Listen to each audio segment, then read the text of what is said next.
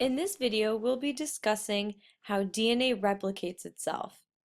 DNA replication is the process by which DNA is copied in a cell before it divides.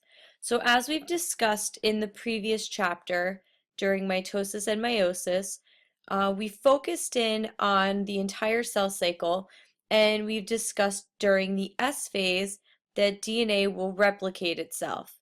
So what we're going to be talking about in this section is the process of how DNA actually duplicates itself or replicates itself during the S phase portion of interphase.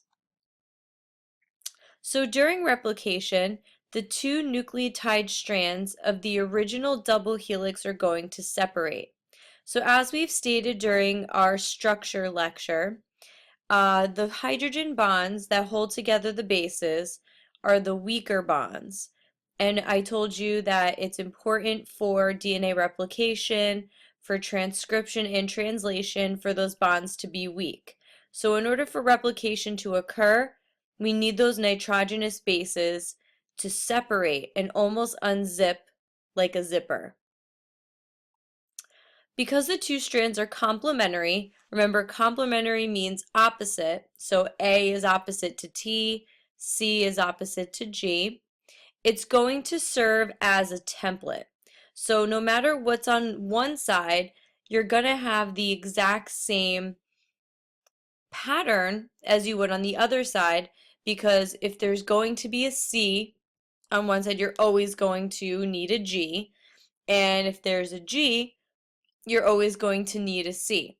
So once that molecule of DNA unzips, the outer portion becomes a template, because when you add your new strands on the inside, you're going to get the exact same pattern as you would if it were placed together.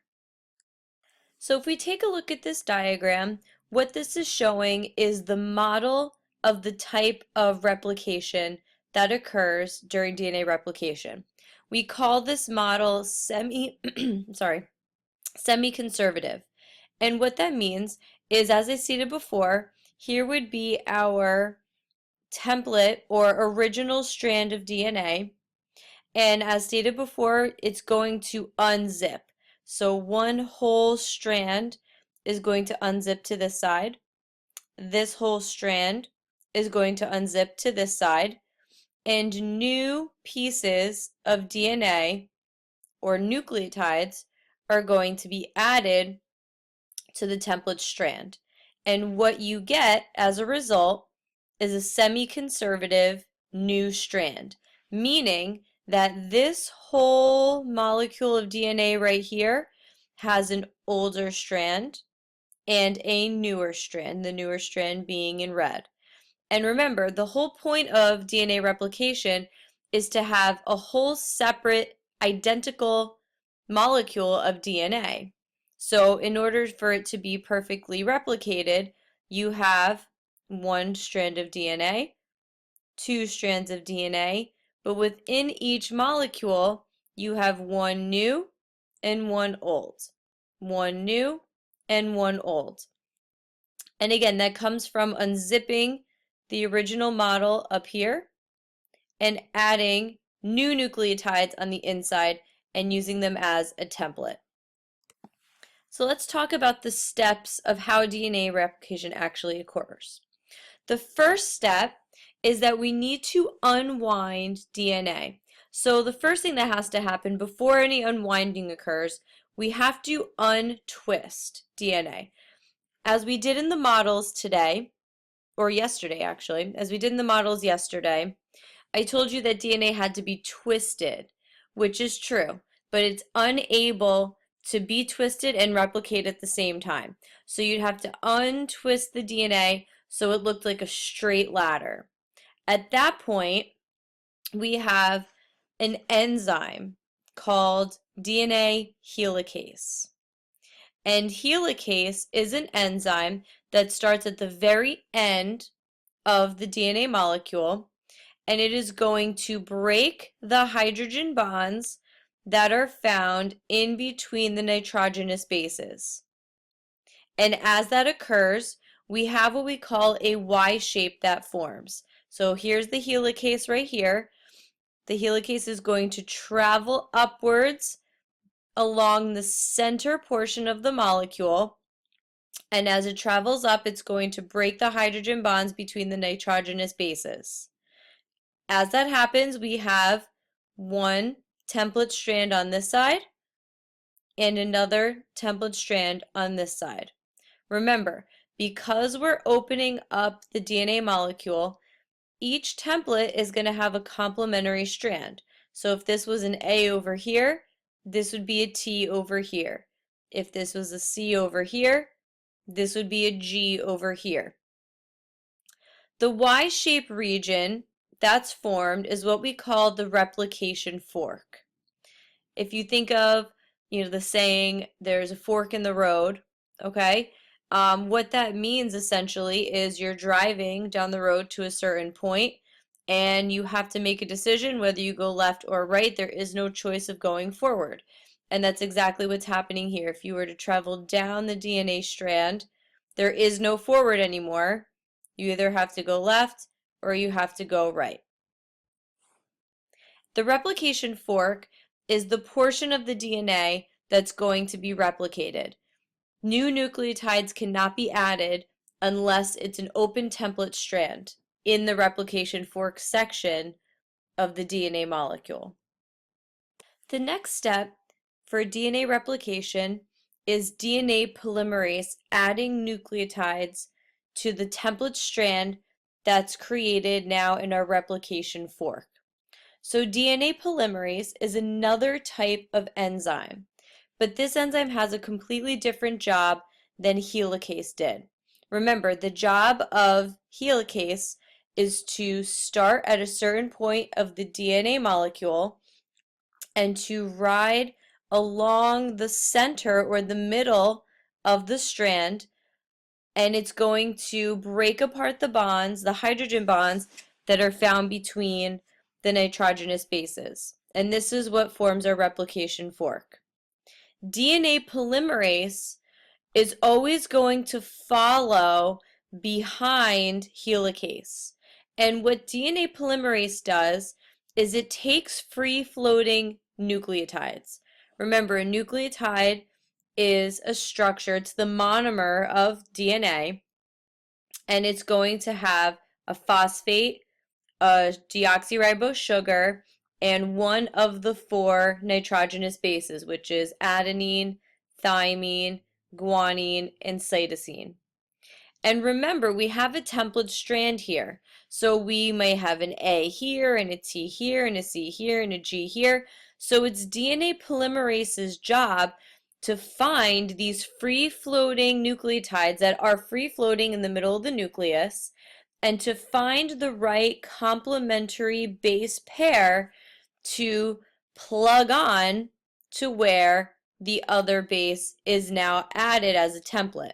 So if we were to have an A here, if we had an adenine out here, DNA polymerase would have to go and search for a free-floating nucleotide with a T on it, with a thymine. Once it finds it, it's going to plug it on, and then it's going to move to the next complementary base. Let's just say the next one is a C. So that means DNA polymerase will have to plug on a G. But remember, it's not just plugging on the base, it's plugging on the entire nucleotide that goes along with it.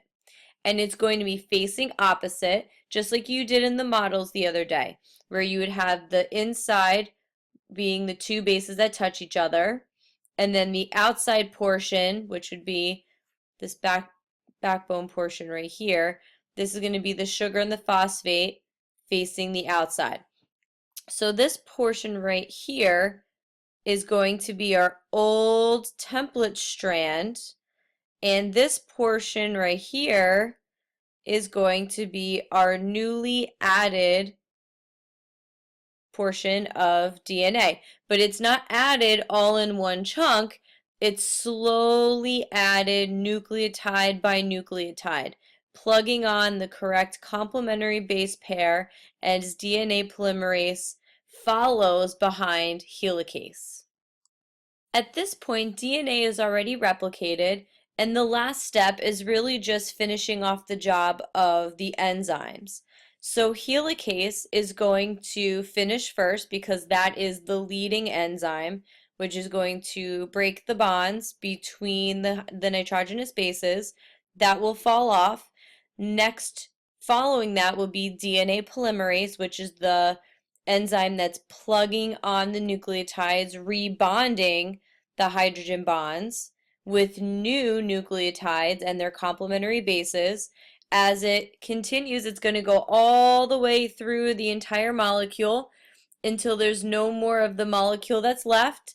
DNA polymerase is going to fall off, and your result is two separate but identical DNA molecules.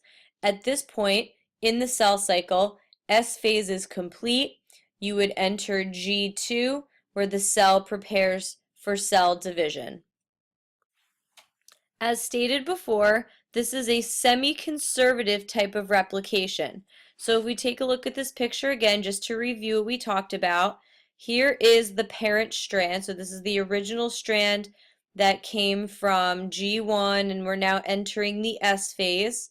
We have DNA helicase, or just helicase, which is the enzyme that's going to break the bonds, the hydrogen bonds, between the nucleotides, between the nitrogenous bases of the nucleotides. And then following behind it, we have DNA polymerase, which is going to plug on the complementary base nucleotide that it matches with. So here we have a G, a C is going to be here. Here we have an A, T is going to be here. And it slowly plugs on both sides simultaneously until we unzip the entire molecule and we've plugged on all the nucleotides behind it. And then at the end, we have what we call a semi-conservative replication, where we have two identical strands of DNA, one containing the old template parent strand and also containing the new daughter strand. So there can be errors in replication. Of course, there are so many base pairs and there's so many different things that could go wrong because you may easily, if you're using the nucleotides that are free floating, there may be a mistake of choosing, if you have an A on the template strand, you may need to find a T, and then by accident, maybe the DNA polymerase is going to plug on a C. Now, within DNA polymerase, there is what we call a proofreading portion of the enzyme where it can go through and it will double check and make sure that all of the base pairs are going to be brought up with their proper complementary base pair. If for some reason there is an error and the proofreader catches it in the enzyme, then it would just simply detach the wrong nucleotide, and then it would find the free-floating one that's correct, and it will plug that on. But let's just say that the proofreading portion of the enzyme does not catch a mistake. At this point, the nucleotide sequence is wrong, and it changes the gene, and it changes the code for the protein that needs to be produced. And therefore, what we do is we call that a mutation. And a mutation like that, that's unrepaired, can cause many different types of diseases, but most likely it would result in cancer. So it's very important to understand that with all of those millions and millions of letters that are found in your genetic code, just one single mistake of one single mispairing of a complementary base, just one wrong letter, can result in cancer. And obviously, this is a very hard task, and that's why our enzymes have what we call proofreaders in them, because there probably are mistakes that occur all the time, but because we have that double checking and we have that proofreading, those mistakes can be fixed prior to any type of mutation which would occur. And then obviously if the checkpoint, that's another type of precaution that we have. Not only do we have the proofreading in the DNA polymerase, but remember from the cell cycle that we also have our checkpoints. And our checkpoints also check to make sure that DNA replication happens correctly. S phase is a really long phase and it's a really important phase. There's a checkpoint at the end of G2 before the cell even divides. And if there is a type of mistake, remember that the cell will go into what we call a resting phase, we call G0, where it will fix any mistake that it has to before re-entering the cell cycle and then going into the next phase, which would be mitosis or any type of cell replication.